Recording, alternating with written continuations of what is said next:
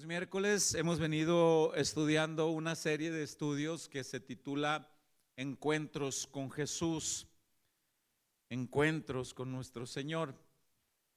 El miércoles pasado estuvimos estudiando de aquel ladrón que estuvo junto a la cruz, en la misma crucifixión con nuestro Señor Jesucristo. Este ladrón alcanzó el perdón de sus pecados justo antes de morir.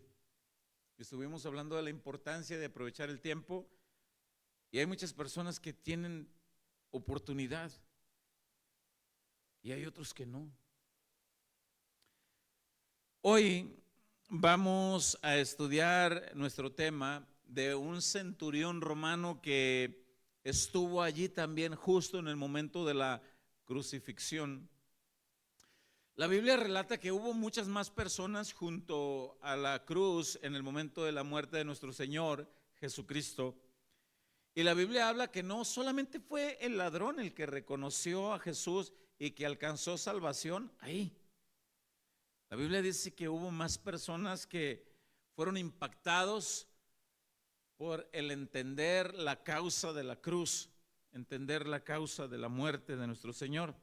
Y hoy vamos a estudiar nuestro personaje, este centurión romano, que también se cree que fue salvo por lo que la Biblia nos muestra al respecto. Este encuentro que él tuvo con Jesús.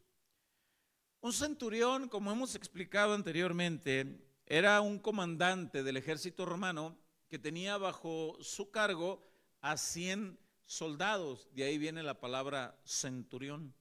100 soldados.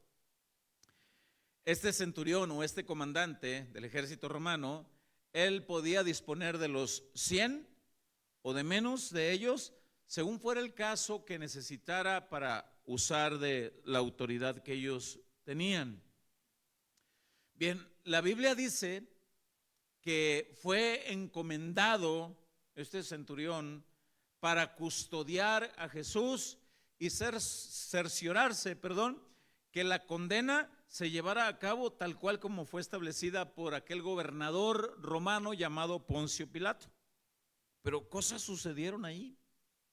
Quiero invitarlo a la Biblia para ir iniciando con la palabra del Señor en el Evangelio de Marcos, capítulo 15, versículo 37.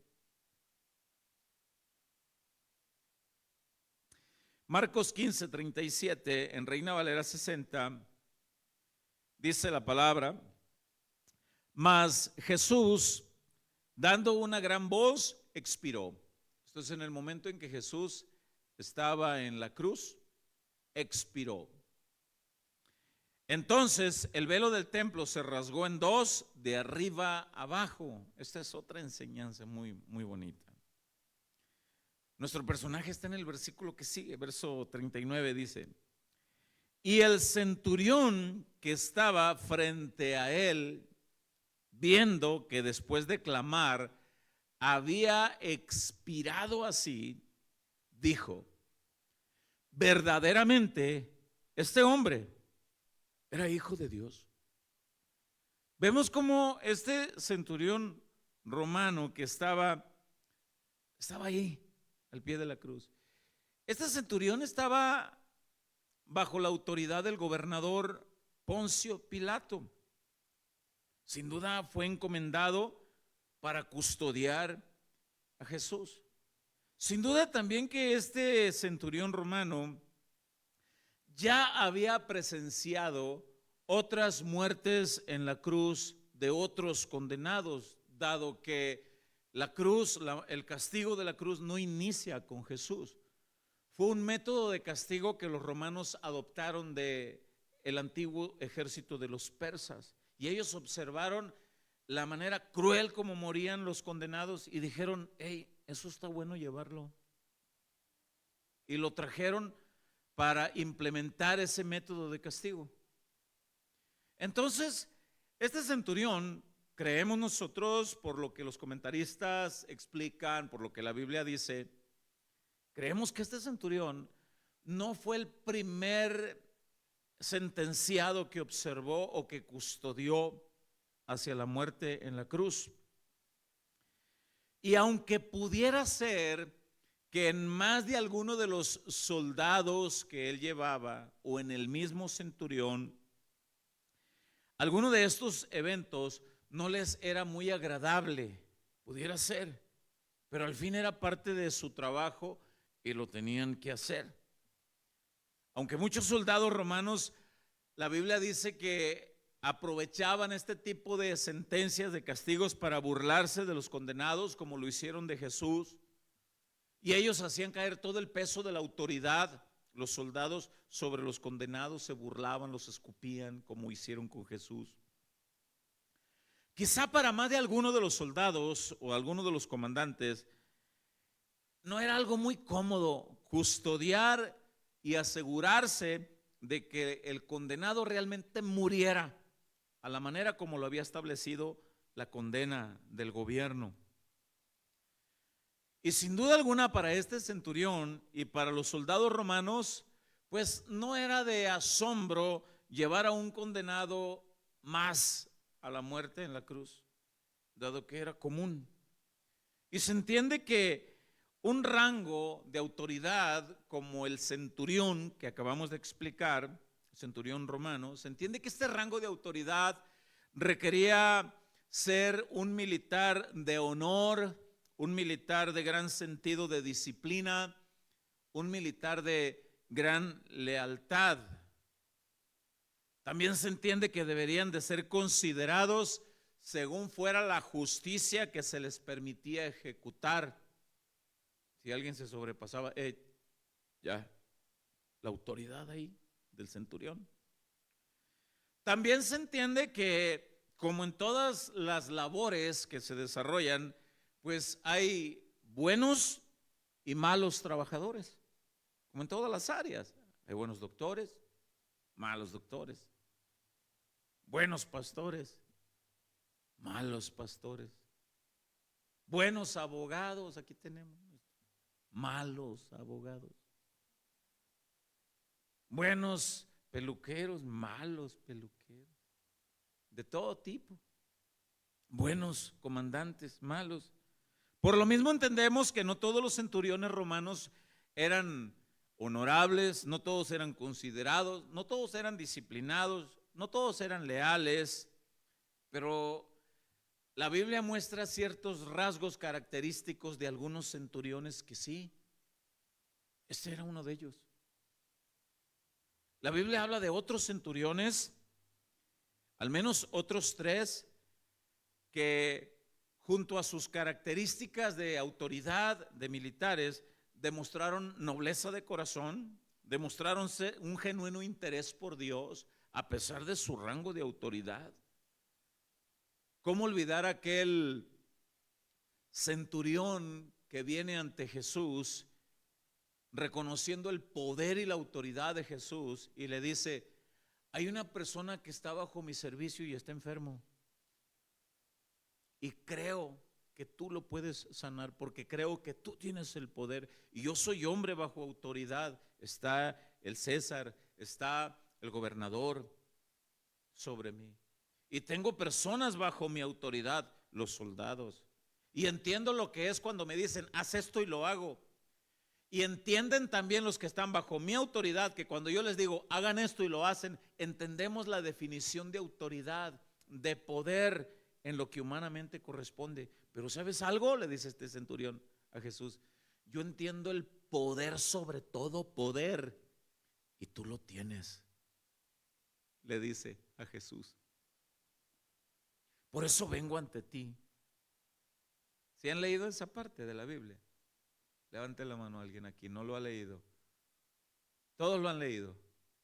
Para no ir ahí, pero si alguno lo quiere comprobar, pues está en Lucas 7, del verso 1 al verso 10. También está en otros evangelios.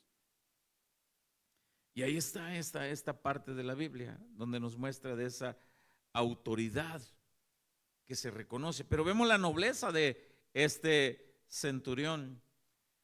También la palabra de Dios muestra otro centurión con nobleza de corazón. Ese tipo de personas que tienen autoridad pero no hacen abuso de autoridad. Ese tipo de personas que aunque tienen un rango, no lo manifiestan con altivez y no, se mantienen humildes y con un interés, con una empatía, con misericordia, a pesar de su autoridad. Hay otro centurión que se menciona, este sí quisiera leerlo, que me acompañe. Está en el libro de los Hechos, capítulo 10, del verso 1 en adelante. Este centurión es mencionado después de la muerte de Jesús, después de la resurrección y ascensión de Jesús. Se entiende que ya había pasado algún tiempo. Y dicen Hechos 10:1. Todo esto estoy haciendo para complementar el personaje que estamos estudiando. Ahorita vamos a regresar. Dice Hechos 10:1. Había en Cesarea un hombre llamado Cornelio. Mire lo que dice enseguida. Centurión de la compañía llamada la italiana. La compañía. La palabra compañía, estuve investigando, era un grupo de soldados de alrededor de 600 soldados. ¿Cuántos centuriones se necesitaban para una compañía? Los que son buenos para las matemáticas. Si un centurión estaba sobre la autoridad, en autoridad sobre 100 personas, sobre 100 soldados, y una compañía más o menos era de 600 soldados, ¿cuántos centuriones se necesitaban para una compañía? ¿Cuántos? 6. Bueno, este Cornelio era uno, dice, retomo el 1, había en Cesarea un hombre llamado Cornelio, centurión de la compañía llamada la italiana. Había una compañía, un grupo de 600 soldados que se llamaba, esa es la compañía llamada la italiana. Tenían cierta característica de destreza estos soldados. Bueno, este era uno de los comandantes. Pero vamos a ver la característica en el versículo 2 de este comandante. Dice, era piadoso y temeroso de Dios. No solamente él, con toda su casa, y que hacía muchas limosnas al pueblo y oraba a Dios siempre. ¿Te puedes imaginar a alguien así? Señor, dame sabiduría.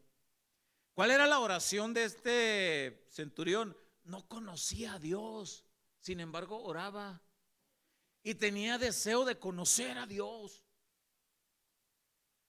Dice el verso 3.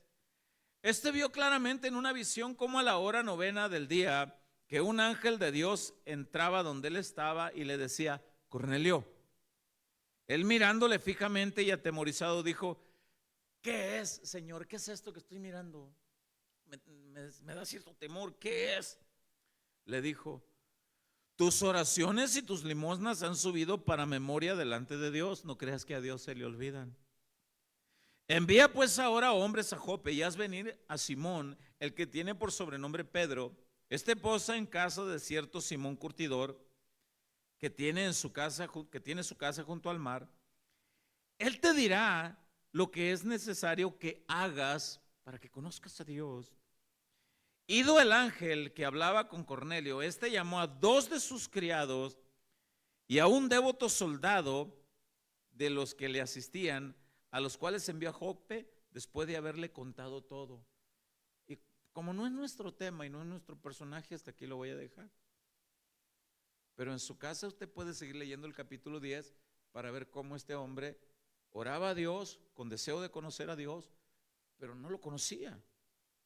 Así hay personas que tienen noción y quieren orar a Dios, no lo conocen. Como también en el libro mismo de los Hechos, capítulo 8, habla de un eunuco que leía la palabra y no conocía a Dios, y un predicador llamado Felipe se le acerca y le dice, oye, ¿entiendes lo que lees? ¿Conoces a este, de ese del que están hablando? No entiendo nada, le dice. No sé de quién habla. Habla de Jesús. ¿Quién era ese? Bueno, pero hasta ahí para no salirme del tema. Vamos a regresar a nuestro personaje, nuestro centurión.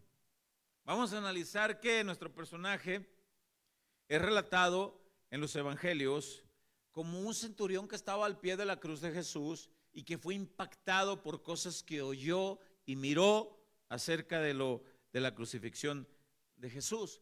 Vamos a ver también cómo fue que empezó a demostrar su interés por Jesús, como el otro centurión de Hechos 10, tenía interés, cierto interés por Dios, pero tenía confusiones, como el tema del domingo, confusiones acerca de Dios. Así hay personas que tienen interés por Dios, pero tienen confusiones, y no falta quien llegue y lo confunda más todavía. Y su interés sigue genuino. Y es ahí donde Dios va poniendo todo para que las personas tengan un genuino encuentro con Jesús. Nuestro personaje, el centurión, vamos a observar que no demostró interés en Jesús solamente allí, en el momento de la cruz, allí en el cerro del Gólgota. Vamos a ver cómo nuestro personaje empezó a demostrar interés por Jesús desde antes. El hecho de que nuestro personaje, el centurión, dijera, verdaderamente este era el Hijo de Dios, el hecho que dijera esas palabras, quiere decir que este comandante romano ya había considerado la probabilidad de que el condenado que él custodiaba realmente podía ser el Hijo de Dios. Realmente algo había que podía hacerle creer que él era. Pero algo había también que lo confundía, la incredulidad, los gritos de los judíos, crucifícale. Este centurión presenció cuando Pilato les dijo, oigan, esperen, yo creo que este hombre es justo, pero cada año yo hago un acto de misericordia, libero a uno de los condenados, yo quisiera liberar a este Jesús, ¿qué les parece si lo liberamos? Pero para que no vean que soy partidario de Jesús, les presento la opción de liberar a Barrabás. ¿A quién quieren? Y el pueblo judío gritó, a Barrabás, Jesús muera. Todo eso confundía al centurión. Bueno, ¿y por qué la gente, se supone que este es el pueblo de Dios, por qué rechazan a Jesús? Y todas estas cosas de cierta manera confundían al centurión, aunque él seguía teniendo una inquietud. Él analizaba esas cosas que él miraba, que aún Pilato decía, es que yo veo que este hombre es inocente, yo no encuentro culpa condenatoria en él. Te puedes imaginar al centurión ahí volteando, ¿y por qué lo vas a condenar entonces? O sea, yo estoy analizando que puede ser. Y todo esto viene a analizar a las personas que cuando se les explica quién realmente es Jesús y se les empieza a evangelizar la causa de la cruz, lo que realmente significa la muerte en la cruz, y empiezan a tener cierto interés. Pero no falta quien llegue y ellos escuchen y observen otro tipo de creencias que los confunde y no tienen claridad en lo que realmente quieren. Pero cuando Dios observa que alguien realmente quiere conocer a Dios, Él pone los medios para tener un encuentro. Por eso yo les decía el domingo pasado, no hay excusa, no hay excusa. Pero bien, vamos a ir mirando cómo este centurión iba analizando el hecho de que él dijera, oh no, verdaderamente este era el Hijo de Dios. Vemos que los centuriones entonces estaban para obedecer órdenes, así como el de Lucas 7 que decía, yo soy bajo autoridad. Tengo personas que yo soy autoridad en ellos, pero yo tengo personas que están de autoridad en mí. Los centuriones estaban para obedecer órdenes, las órdenes superiores, pero eso no les impedía observar que algunas de esas órdenes eran injustas. Ellos iban y las obedecían, pero no les impedía observar que algunas de esas órdenes eran injustas. Este centurión al pie de la cruz ya había observado algunos de esos detalles. Observaba esa falta de firmeza en su gobernador, en Poncio Pilato. ¿Por qué no toma una decisión? A la vez eso también le iba influenciando para no tomar una decisión en él mismo. En Mateo 27-24 habla el mismo acontecimiento y vamos a leer Mateo 27-24.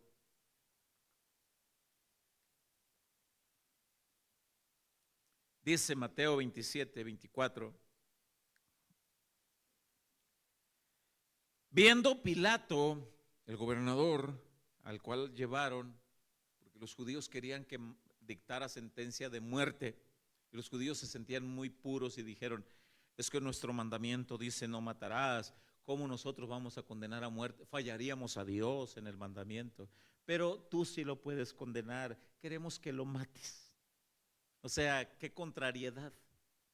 Bueno, dice, viendo Pilato que nada adelantaba, esto nada adelantaba es que él quería soltar a Jesús, porque no lo miraba culpable.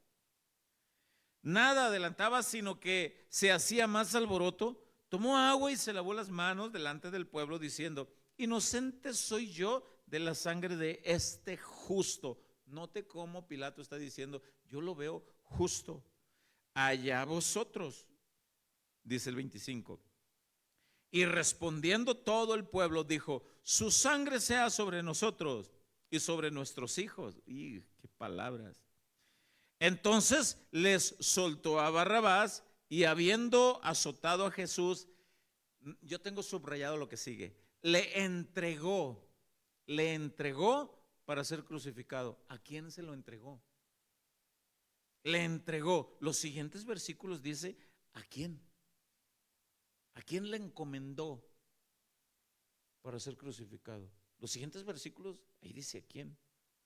Vamos a leer los siguientes versículos. Dice: entonces los soldados del gobernador llevaron a Jesús al pretorio. El pretorio era como el palacio del gobernador. Lo llevaron al pretorio. Pero recuerde que los soldados no se mandaban solos, tenían una autoridad. Entonces, cuando el gobernador dijo: ahí está, llévenlo, ¿quién dio la siguiente orden para que los soldados actuaran? El centurión. Y dice: entonces los soldados del gobernador llevaron a Jesús al pretorio y reunieron alrededor de él a toda la compañía. Otra vez más aquí aparece la palabra la compañía. Alguien pudiera decir: ¿por qué reunieron alrededor de 600 soldados alrededor de Jesús? Dentro de esos 600 soldados, pues 6 centuriones. Uno de ellos era nuestro personaje. Ahí estaba. Bueno, ¿para qué se reunía toda la compañía? Bueno, toda la compañía, o 600 soldados alrededor más o menos, se hacían presentes cuando se dictaba una condena contra un acusado, por si se desataba una turba de protesta. Y ahí estaban. Pero después de observar si no había una turba como tal, solo enviaban a un centurión a cerciorarse que se cumpliera la condena. Y según fuera el caso del grado de peligro del condenado, el centurión podía llevarse a los 100 o a menos, o a un par de ellos, o a 3 o a 4, o a los que él quisiera. Bueno, se cree que ahí estaba nuestro personaje cuando dice se le encomendó. El hecho de que el centurión aparezca al pie de la cruz es porque a él se le encomendó que se cerciorara del cumplimiento de la condena de Jesús. Pero ya él había observado ciertos detalles. Ya él había escuchado a Jesús decir, cuando Pilato le preguntó: ¿eres rey? ¿Lo dices por ti mismo? Sí, soy rey. Bueno, y si eres rey, mi reino no es de este mundo. No me respondes con claridad, le dice Pilato. ¿No sabes que tengo poder y autoridad? Y Jesús, con aquella calma: no tienes ese poder si no se te hubiera dado de lo alto, de allá de mi reino. Y ahí el centurión escuchando: es rey, tiene poder, autoridad. Yo observo que no hay nada condenatorio. ¿Será que sí es? Pero luego observaba la turba de los judíos: mátenlo, mátenlo. Por otro lado, observaba a otros soldados romanos también burlándose. Por eso es que le decía: en todas las labores que se desempeñan hay buenos trabajadores y hay malos. Así como había pésimos y abusivos de autoridad, soldados, como había personas que sopesaban si era justo o no, como este centurión. Ahora te puedes imaginar a este centurión que en su interior había ese remolino de inquietud, que él pudiera estar diciendo, es que yo tengo esa cierta credibilidad que sí puede ser el Hijo de Dios, este que están condenando, pero veo allá y, o sea, ¿qué hago? Y ahí está lo que muchas personas tienen sus dudas. Y es hasta que observan la realidad de la cruz, el verdadero significado de la cruz, lo que realmente significa la muerte de Jesús, hasta que las personas entienden. Pero este hombre no tenía una claridad, su inclinación todavía no estaba definida, no. ¿Te puedes imaginar la incomodidad de este centurión al observar a otros soldados que quizá no eran de los 100 que estaban bajo su cargo porque eran parte de toda una compañía? ¿Te puedes imaginar cierta inquietud en su nobleza moral, por decir así? Porque recuerde que había otros centuriones que eran nobles morales, aunque no conocían a Dios, como el del libro de los Hechos capítulo 10. Por eso es que se cree que los centuriones tenían esos rasgos característicos, nobles, leales, disciplinados, esas ciertas características tenían, que podían ser equilibrados al ejecutar justicia. ¿Te puedes imaginar qué estaría pasando por su mente al observar lo que los soldados estaban haciendo con Jesús? Siga leyendo los siguientes versículos de Mateo 27. Ahora vamos a leer el verso 28. ¿Qué hicieron con Jesús? Dice, y desnudándole. Aquí la palabra desnudarle tal cual es el significado desnudar. Es desnudar. Yo creo que a todos nosotros nos da mucha pena mostrar nuestro cuerpo desnudo. Es pena, es vergonzoso, es algo muy privado. Nótese que antes de hacer esto, pues hicieron muchas burlas y el centurión ahí observando. Y desnudándole, le echaron encima un manto de escarlata. Ya lo habían golpeado, lo habían azotado, lo habían lacerado. Su cuerpo de Jesús estaba totalmente abierto.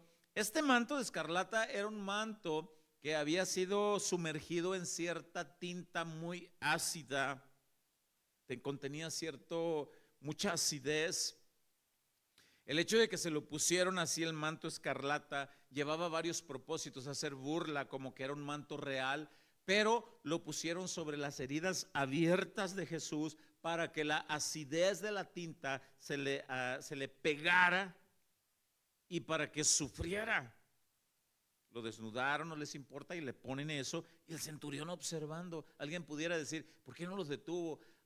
Otros pudieran responder, bueno, quizá tenía confusión, a lo mejor era culpable. Otros pudieran decir, a lo mejor no eran de los soldados que estaban bajo su cargo porque eran parte de la compañía.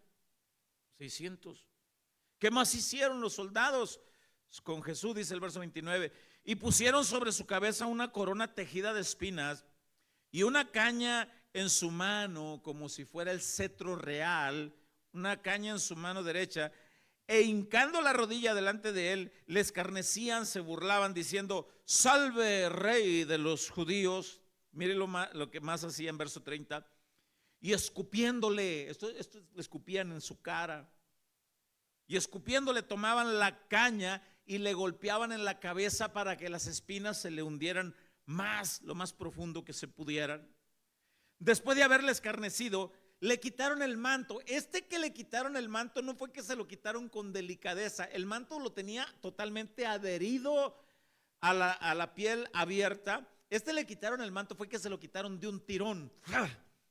Y si la sangre ya se había empezado a coagular ahí, al quitarle el manto de tirón, volvió a brotar la sangre, volvió a herir, a lastimar otra vez.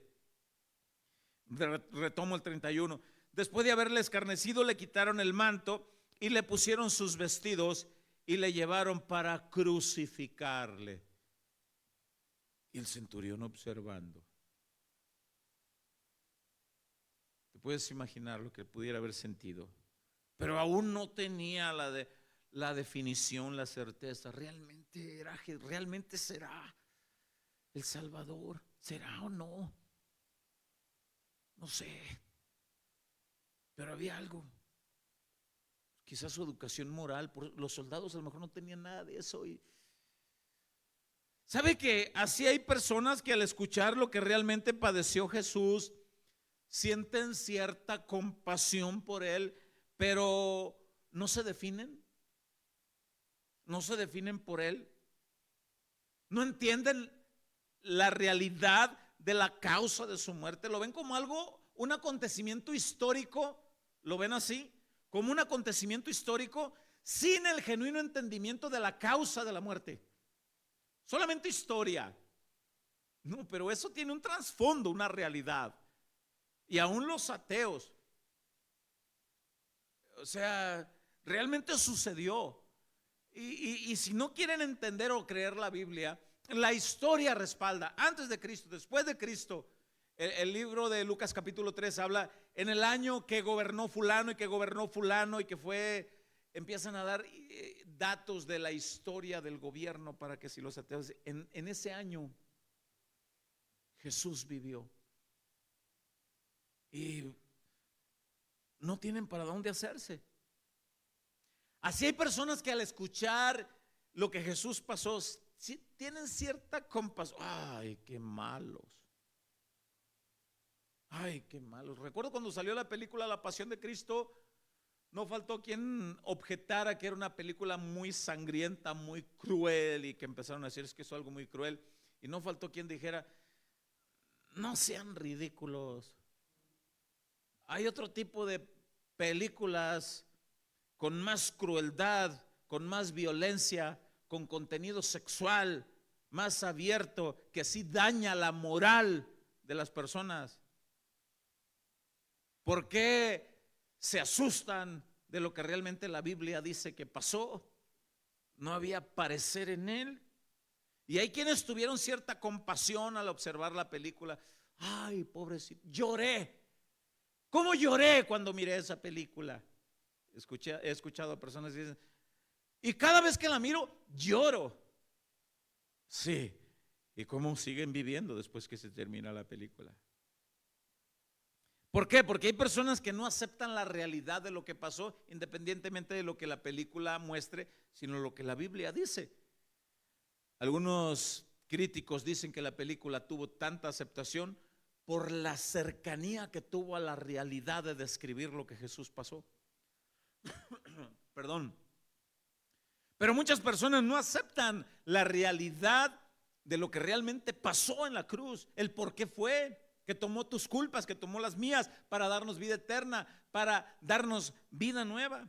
Muchas personas tienen cierta compasión de conocer lo que Jesús pasó, pero no aceptan la salvación que Él ofrece y siguen en el mismo estilo de vida. No aceptan. Y fue ahí al pie de la cruz que este centurión siguió observando más detalles de Jesús. Él observó ahí que Jesús oraba por sus agresores. Señor, perdónalos porque no saben lo que hacen. A ver, este centurión, a mí me lo imagino. Oye, estuve observando, estuve escuchando que Él es rey, que su reino no es de este mundo, que de su reino viene la autoridad que aún los gobernantes de la tierra reciben. Así que cuando alguien diga, ¿y por qué ganó Sheinbaum? ¿Y por qué está Trump en los Estados Unidos? ¿Y por qué Bukele en El Salvador? ¿Y por qué? ¿Y por qué? Bueno, la Biblia dice en Romanos 13, porque Dios lo permitió por algún propósito. Y a nosotros se nos ordena orar, nos agrade o no lo que estén haciendo, orar por ellos. Bueno, el asunto es que ahí al pie de la cruz, nuestro personaje siguió observando detalles. Jesús oraba por sus agresores, perdónalos. Este centurión seguía observando el gran amor por las personas, el gran amor que tenía. Jesús estaba cumpliendo sus mismas predicaciones. Cuando Jesús en el Sermón del Monte decía, y yo les digo, deben amar a sus enemigos. Oíste que fue dicho, pero yo os digo, amen aún a los que os persiguen y os ultrajan, ámenlos. Este centurión ahí estaba observando el amor de Jesús sobre los que lo ultrajaban. ¿Quién es este hombre? ¿Quién es? El centurión estaba observando que Jesús estaba cumpliendo sus mismas predicaciones. También observó que aún la misma creación reaccionó de una forma tremenda inmediatamente que Jesús expiró. Él observó. Cualquiera pudiera haber dicho, qué casualidad que en cuanto Jesús murió hubo un terremoto. Qué casualidad que cuando Jesús murió hubo un eclipse. Se oscureció y tembló. Ese hombre fue aunando cosas. No, este realmente es el Hijo de Dios. No, es que tantas cosas no pueden ser casualidad. Y así les hablamos a las personas. Las guerras, rumores de guerras, terremotos y todo eso hablan y la gente dice, no, es que las placas tectónicas son porque esto y por aquello y por lo otro, que la falla de San Andrés es por eso, que la geografía tiene su razón de ser, la explicación, pero aún la creación misma gime, dice la palabra de Dios. Gime por causa del pecado y esperan, dice, la manifestación gloriosa del regreso de Jesús. Pero las personas no lo entienden. La Biblia dice que este centurión observó que aún la creación reaccionó ante la muerte de Jesús y estuvo observando ese tipo de situaciones. Dice en Mateo 27, allí mismo en capítulo 27, en el verso 54, dice la palabra del Señor. El centurión, dice, y los que estaban con él guardando a Jesús. Mire lo que dice a continuación. Visto el terremoto y las cosas que habían sido hechas. Visto el terremoto y las cosas que habían sido hechas, temieron en gran manera y dijeron, verdaderamente este era el Hijo de Dios. Note que aquí hay pluralidad. Ya no dice que solamente el centurión temió y no solamente el centurión dijo, verdaderamente este es el Hijo de Dios. Note que aquí dice el centurión y los que con él estaban. No se dice cuántos aquí. Algunos creen que eran los soldados, parte de su escolta, alguien de cercanía a él, alguien que tenía cierta incluso amistad con él, que también empezaron a creer, incluso que quizá pudo haber platicado con ellos en los ciertos lugares. Oigan, yo creo que sí es el Hijo de Dios. Imagínate que le digan, mi comandante, ¿por qué cree usted eso? Miren, chequen estos detalles. ¿Verdad que sí, mi comandante? Chequen eso. Usen la lógica, utilicen, vean, observen, analicen. Y dice la escritura que estando al pie de la cruz, no solamente este centurión dice, sino los que estaban con él, vieron el terremoto también. Y al final del versículo 54 dice, temieron en gran manera y dijeron, verdaderamente este era el Hijo de Dios. El centurión romano no pudo evitar expresar, yo creo que este sí es, ahora sí ya no me queda duda, verdaderamente creo que este es el Hijo de Dios. ¿Cómo me puede quedar duda? Dice el centurión. Observo el terremoto, aún la creación reacciona. Observo que se oscurece. ¿Cómo es posible poder decir al centurión, la creación reacciona y alguien más aquí no reacciona? Y imagínate poder observar que se les mandó quebrar las piernas a los ladrones porque no murieron, no tenían herida que les provocara la muerte como las heridas que tuvo Jesús. Por eso se les mandó quebrar las piernas con un marro a los ladrones, para que el peso de sus cuerpos asfixiara, al no poder sostener sobre sus piernas, asfixiara la capacidad de sus pulmones y murieran. Y así fue como murieron. Cuando querían quebrar los huesos de Jesús, también alguien dijo, no, este ya está muerto. no le quiebres nada para que se cumpliera la palabra, ni hueso roto hubo en él. Pero no faltó quien dijera, asegúrate que si está muerto, pásale la lanza por el costado, ¿ok? Y el centurión ahí, observando, cumpliendo órdenes, pero observó, no, yo creo que sí, este es el Hijo de Dios. Cuando la Biblia dice, y temieron en gran manera, este temor habla de el entendimiento que las personas tienen de realmente reconocerse como pecadores y tener temor de rechazar a Jesús al reconocer quién realmente es Él y cuál es la realidad de la causa de la muerte en la cruz. Hay un temor que dice, oye, yo estoy amolado. Claro que estás amolado. ¿Y qué hago? Como dijo el carcelero de Filipo, cree en el Señor Jesús. Cree. Al carcelero de Filipo se le dijo, cree y serás salvo tú y tu casa. Luego explicamos que esa no es una promesa generalizada como algunos creen. Pero la promesa que sí es generalizada es, cree en Jesús y serás salvo.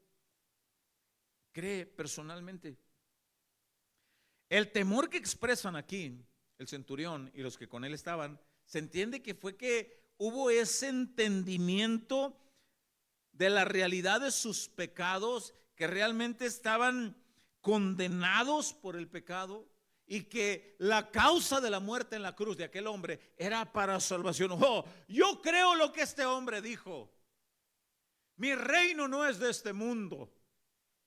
Y he invitado, el reino de los cielos se ha acercado, así que arrepentíos y convertíos porque el reino de los cielos se ha acercado. Yo creo que Él realmente es Jesús el Salvador, realmente creo. Por eso se entiende que este hombre fue salvo, porque no anduvo por las ramas, él profesó su fe a pesar de que pudiera haber habido más personas, los judíos que lo condenaron, las personas que lo rechazaron, y él pudo expresar públicamente, creo que es el Hijo de Dios. Y aquí viene ese reto para nosotros, el no negar a Jesús. Yo he sabido de personas que, yo recuerdo cuando estaba trabajando en una fábrica aquí en Nogales, de personas que decían que se decían ser cristianos, y en una ocasión que se celebra una posada, hubo todo tipo de desenfrenos ahí en la fábrica. ¿Y por qué estabas ahí, pastor? Se iban a entregar los títulos de un curso que habíamos tomado, y pues ahí íbamos a estar y tenía que estar. Y yo le dije a mis dirigentes, voy a estar un momento, recibo el documento y me retiro. Tú me entiendes, le digo, mi ambiente pues no es esto, no me voy a sentir cómodo. Y ya dijeron, pero ellos están muy cómodos. Iban con ellos y les dicen, oye, ¿que no eres cristiano? Sí, pero ¿qué tiene de malo? O sea, yo puedo hacer esto y no tiene nada de malo. Y ahí es donde muchas personas niegan a Jesús. Y la realidad de este reto es, no, yo creo que Jesús es santo, yo creo que Él es verdadero, yo creo que Él murió para que yo me aparte de todo estilo de vida de pecado. Yo creo que la realidad, la causa de su muerte es para llamarme a la santidad y a un estilo nuevo de vida. Y ahí, por eso se cree que este centurión fue salvo, porque él no anduvo por las ramas de decir, yo creo que este hombre realmente, aquí no estuvo con dudas, tal vez sea, no, aquí dijo, yo creo que realmente este es el Hijo de Dios. Se cree que también al observar la genuina fe de este comandante, eso influenció también en los que con él estaban. Influenció en los que con él estaban, porque observaron que sin tapujos, como se dice la palabra, que sin rodeos, él profesó, y dijeron, bueno, nuestro comandante, es que esto realmente, y aquí viene esta pregunta, ¿qué tanto puede impactar que tú profeses tu fe en los que están a tu alrededor? Porque alguien pudiera decir, bueno, mi mamá y mi papá dicen que son de fe, pero yo no sé en qué creen. Tienen una boca, tienen unos actos, y eso No, papá, ¿para qué me invitas a la iglesia? Mira, no me hagas que diga cosas. Bueno, por eso es que se cree que este centurión romano realmente fue salvo. Incluso hay otro evangelio que dice que no le importó decir gloria a Dios por lo que acaba de pasar. Hay una parte en la Biblia que dice que a este hombre no le importó observar el terremoto y decir gloria a Dios por lo que pasa. Ahora, óyeme, ¿a quién se le ocurre decir ante una tempestad, ante una tormenta, ante una situación, ante un desastre natural, vamos a decirlo así, a quién se le ocurriera decir gloria a Dios? Solo aquellos que eso es por causa de lo que Jesús ha hecho en la cruz. Y cuando se observa un desastre, cuando se observan guerras, rumores de guerras y que las cosas que pasan y que el gobierno de Rusia, que el gobierno de China, que el gobierno de Estados Unidos y que va a pasar esto y que va a pasar aquello y que va a pasar lo otro y la gente se amedrenta, entran en crisis emocionales y no falta quien diga por ahí, gloria a Dios por lo que está pasando, porque esto apunta a que ya pronto vendrá mi rey y mi salvador. ¿Quién puede decir eso? Solo los que están seguros. Solo. Ahora vamos a ver lo que dice Lucas. ¿Qué pasó? Lucas 23:44. Lucas 23:44 dice la palabra del Señor. Cuando era como la hora sexta, aquí da otros detalles. Lucas dice, cuando era como la hora sexta, aquí entiéndase que no eran las 6 de la tarde, ya expliqué el calendario judío. La hora sexta, que eran como las 3 de la tarde, dice aquí, hubo tinieblas sobre la faz de la tierra hasta la hora novena. Aquí, si estoy confundido en el horario ahí, ahorita lo vamos a corregir, pero todavía era de día. Pero entiéndase ahí, dice, hubo tinieblas, un eclipse, aquí habla de una oscuridad. O sea, no solamente fue el terremoto, oscuridad. Hubo tinieblas sobre toda la tierra hasta la hora novena. Y el sol se oscureció, había sol. Y el velo del templo se rasgó por la mitad. Esta es de la otra enseñanza que les digo, que esto tipifica que ya no hay más sacrificios, ya queda abierto, ya un solo sacrificio para que podamos entrar al trono de la gracia de Dios. Y dice en el versículo 46, entonces Jesús clamando a gran voz dijo, Padre, en tus manos encomiendo tu espíritu. Y habiendo dicho esto, expiró. Note cómo Mateo dice, el centurión miró terremoto, pero aquí dice que miró también eclipse. Ahora dice el verso 47, cuando el centurión vio lo que había acontecido, ¿qué vio? Vio y escuchó que Jesús oraba por sus agresores, vio eclipse, vio terremoto. Ya había venido mirando anteriormente. Y dice aquí, vea lo que dice, voy a retomar el 47. Cuando el centurión vio lo que había acontecido, dio gloria a Dios. Vea esto, dio gloria a Dios diciendo, verdaderamente este hombre era justo. Dio gloria, como diciendo, gloria a Dios. Ya no me queda duda. Gloria a Dios. Él es el Cristo. Él es el Mesías. Esta exclamación de decir gloria a Dios habla de que en su interior tenía paz y certeza de quién era Jesús.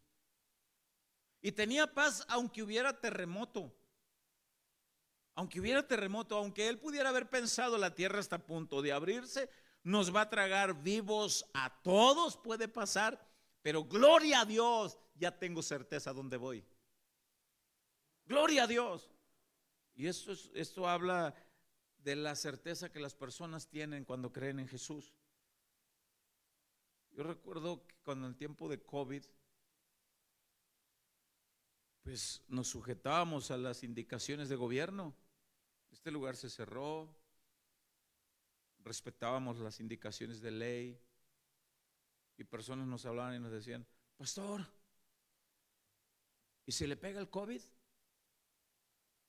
Bueno, si está dentro de los planes y propósitos de Dios, pues me va a dar. Y si no lo aguanta y se muere, bueno, pues Pues gloria a Dios. ¿Cómo que gloria a Dios? Pues gloria a Dios. Yo recuerdo que una ovejita muy amada de nosotros, cuando se enteró que a mi esposa le dio COVID, y yo la llevé con el neumólogo y el neumólogo me dijo, despídete de tu esposa, le queda a lo mucho una semana de vida. Y pues yo le dije a mi esposa, amor, pues esto es lo que nos acaba de decir el doctor. Tú y yo sabemos que la última palabra la tiene Dios. Sí, me dijo ella, la última palabra la tiene Dios. Y me dice mi esposa, pero si su última palabra es que me vaya a su presencia, gloria a Dios. Y a ti que te fortalezca. Ah, y pobre de ti que te vuelvas a casar. También, ¿no? Te jalo las patas, me dijo. Y cuando las personas se enteraban y que nosotros les decíamos, ¿y cómo está tu esposa? Muy delicada. ¿Y cómo están ustedes? Dentro de todo, tenemos paz. Le rogamos al Señor por un milagro. Pero dentro de todo podemos decir, gloria a Dios. Y muchas personas a nuestro alrededor nos decían, ¿cómo se les ocurre decir gloria a Dios? Bueno, el centurión dijo, gloria a Dios, cuando miró el terremoto, miró el eclipse. ¿Te puedes imaginar a muchas personas entrando en pánico y corriendo? Y él, gloria a Dios, ahora sí, sé quién es, gloria a Dios. Y aquí viene otro reto para nosotros, y más que reto es como permanecer firmes. ¿Realmente nosotros estamos dispuestos a decir gloria a Dios, amén, aleluya? Porque no todos los cristianos oran por los alimentos en sus trabajos. ¿Qué van a decir los demás? No todos los cristianos están dispuestos a utilizar vocabulario como Dios te bendiga, con permiso. Sí, con el favor de Dios. Sí, si Dios quiere. Yo espero en el Señor que así sea. No todos están dispuestos a expresar que realmente han sido salvos por Jesús. No todos. Y es ahí donde observamos nosotros. Bueno, este hombre no le importó, aún en el rango que él tenía, bajo la autoridad que se le había otorgado a él, no le importó decir, gloria a Dios, realmente creo. ¿Qué encuentro? O sea, note que esto fue creciendo en él. Mire, hay encuentros con Jesús impactantes así como el de la mujer samaritana. Por cierto, viene un tema porque no se ha expresado no se ha enseñado ese encuentro con Jesús. Alguien lo va a predicar. Mi esposa lo va a predicar, ya la comprometí. Mi esposa va a predicar ese mensaje. Y ese encuentro fue allí, inmediato.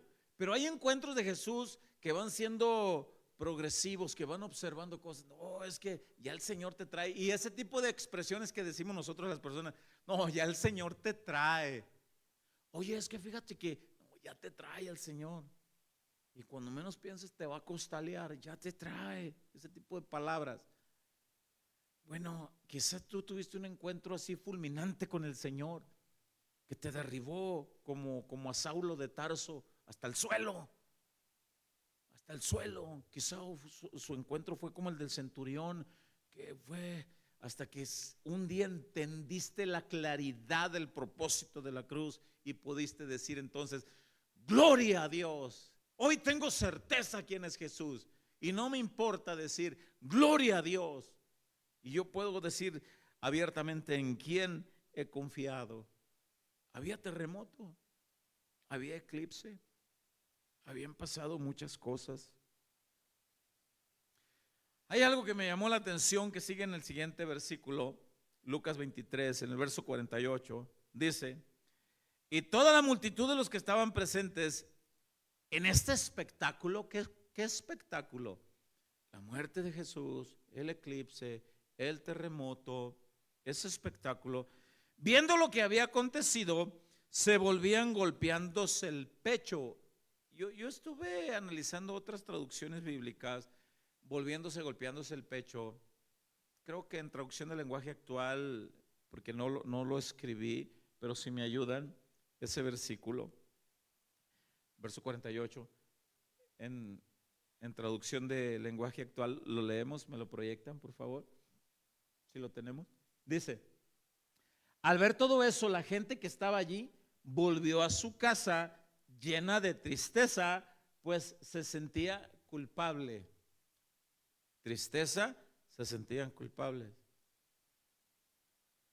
Esto no da una certeza de una convicción. Tampoco podemos asegurar que no haya habido más convertidos que se fueron a casa.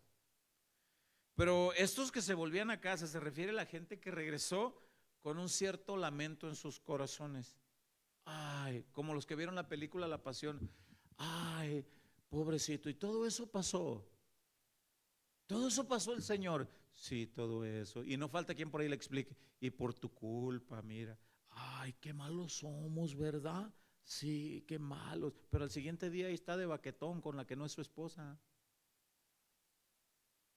Al siguiente día ahí anda de mano larga, de bocón, mal hablado. O sea, habla de un cierto remordimiento. Y remordimiento comparado con arrepentimiento son dos definiciones totalmente diferentes.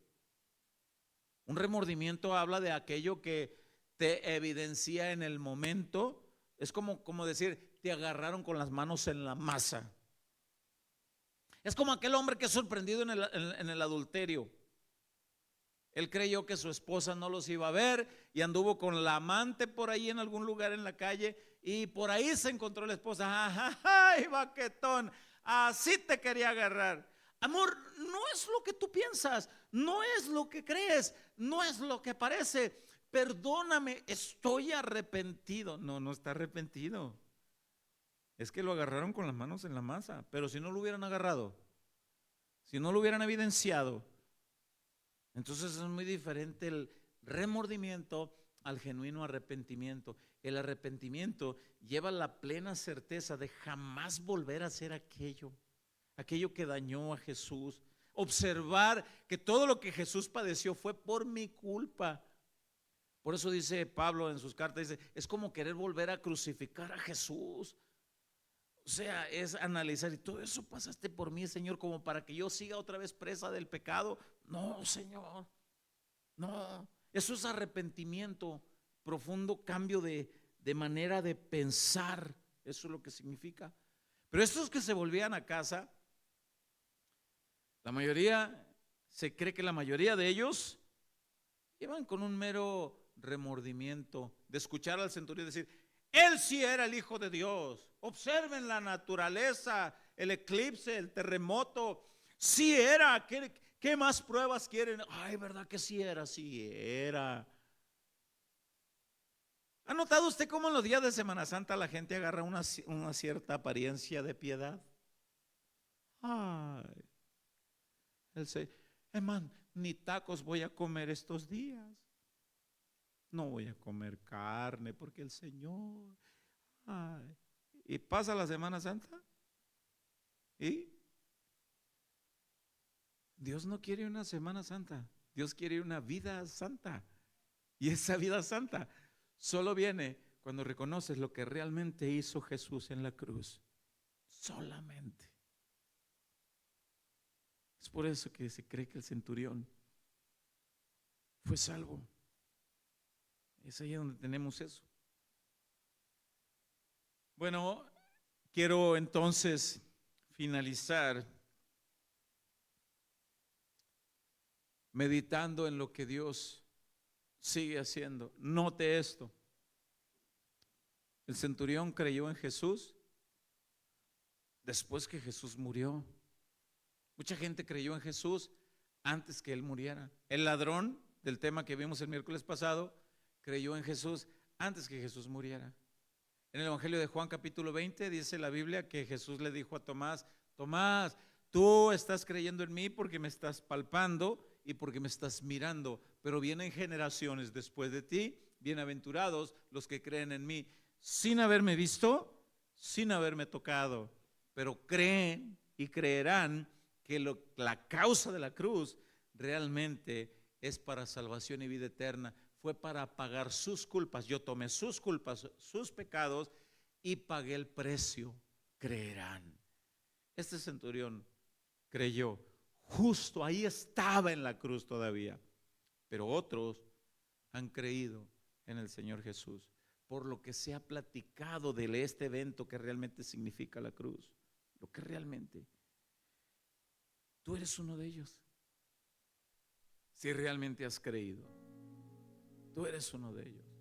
Y los que están detrás de cámaras, si alguien está escuchando y alguien está mirando este mensaje y está escuchando y todavía no se han decidido y no se han definido por creerle al Señor, entiendan, hoy espero en el Señor y tengan capacidad de entender la razón por la que Jesús fue lacerado, herido de esa manera. La Biblia dice que los látigos tenían puntas de plomo en forma de garfios. No una punta, tenía de 3 a más puntas. De manera que cuando le daban el latigazo al Señor, no solamente era el terrible dolor del azote, sino que en la punta se clavaba en su piel. El verdugo obviamente no tenía piedad. El látigo lo jalaba para que desprendiera carne.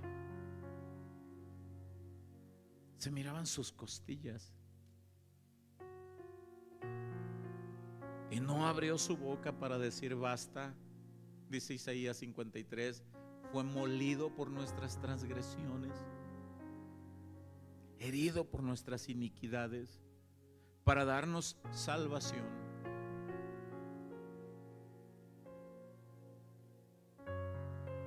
Y no importa qué es lo que hayas hecho, cuál fue tu estilo de vida, si crees que realmente Jesús murió en esa cruz para pagar tus culpas, eres libre de pecado, eres limpio, dice la Escritura. Te limpia. De modo que si alguno está en Cristo, nueva criatura es. Las cosas viejas pasaron y aquí ahora todas son hechas nuevas. No puedo ni siquiera imaginarme cómo volvió el centurión a casa. Yo trato de imaginarme, decirle a los soldados que iban con él, a su escolta: mi corazonada algo me decía, pero al final de cuentas no me guié por la corazonada. Tuve una fuerte convicción. Creí en Él. Bienaventurados aquellos que creen. Señor, te damos gracias porque hasta el día de hoy tu sacrificio sigue alcanzando para pagar la culpa de todo aquel que en ti cree. Hasta el día de hoy, Señor, sigues restaurando vidas, sigues salvando almas. Señor, te rogamos por aquellos que no han tenido una certeza, Señor, del sacrificio de tu cruz. Que tu Espíritu Santo, Señor, les convenza y les redarguya, que puedan entender el propósito, que no tengan un mero conocimiento, ni un conocimiento histórico solamente, sino que tengan un entendimiento profundo de lo que realmente pasó y lo que realmente tú quieres hacer en los corazones. Rogamos, Señor, por cada oyente, que puedan entender este mensaje y que puedan ser salvos por tu gracia, al entender y aceptar, al oír y creer, como dice tu palabra. Aquel que oye y cree el Evangelio es sellado con tu Espíritu, es sellado, dice tu palabra. Oramos por cada oyente, Señor, que así sea. Y los que estamos aquí, Señor, te agradecemos profundamente por lo que has hecho en nosotros, Señor. Señor, te rogamos que sea tu Espíritu que nos siga guiando con buen entendimiento para servirte con gratitud por lo que has hecho, Señor, por nosotros. En el nombre de Cristo Jesús. Amén y amén. Dele fuerte el aplauso al Señor.